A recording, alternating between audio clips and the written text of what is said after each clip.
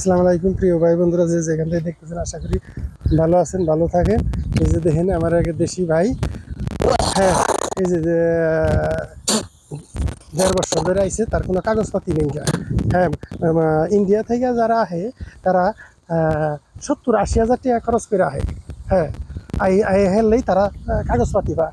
আর আঙ্গুর দেশ থেকে আইলে, বাংলাদেশ থেকে আইলে লাগে 5 লাখ 6 লাখ।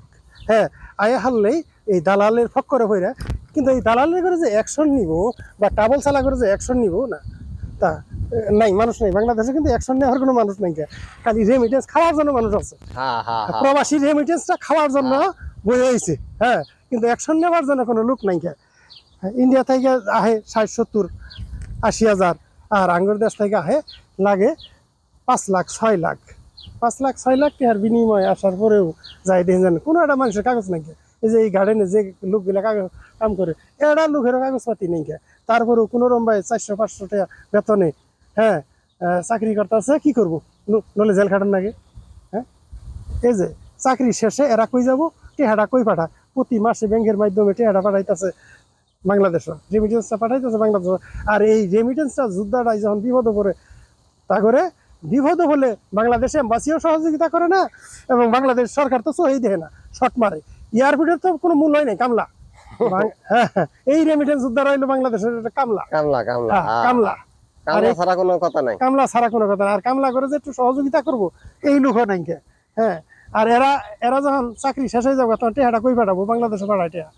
হ্যাঁ, এরা এগুলো আমেরিকা, জাপান, তারপরে সিঙ্গাপুর, কোনো দেশে একটা বাড়িও নাই।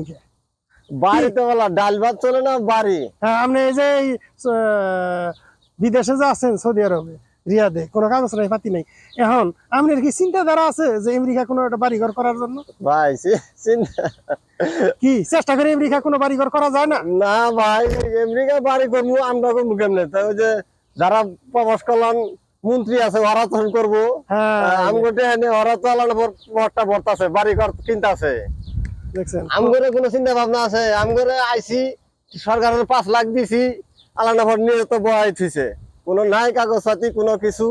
যাওয়ার সময় আলাদা ভর জেল খাটাই জানো, ওটা ছাড়া কোনো উপায় নাই। যাবার সময় উপায় নাই, কয়দিন জেল খাটানো ওটা কোনো গ্যারান্টি নাই, কোনো গ্যারান্টি নেই। কিন্তু দেখা যাইতেছে যে এই টিহাটা বাংলাদেশে পাঠাইতেছে, আমেরিকা পাঠায় না।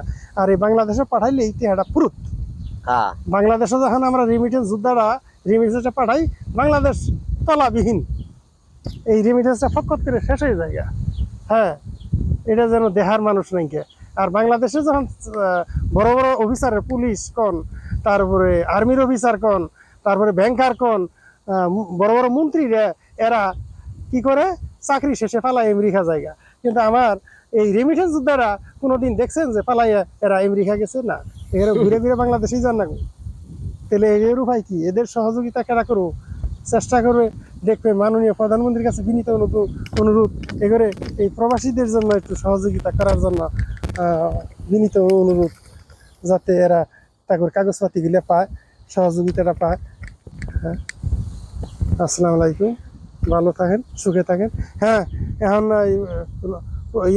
কি কই, বাংলাদেশ সরকারের কিছু অনুরোধ বিনিরোধ করবেন কিনা? না ভাই, কি করার আছে অনুরোধ? কত ফোন দেওয়া, কত এজেন্সির কাছে ফোন দেওয়া, কোনো ফায়দা নাই।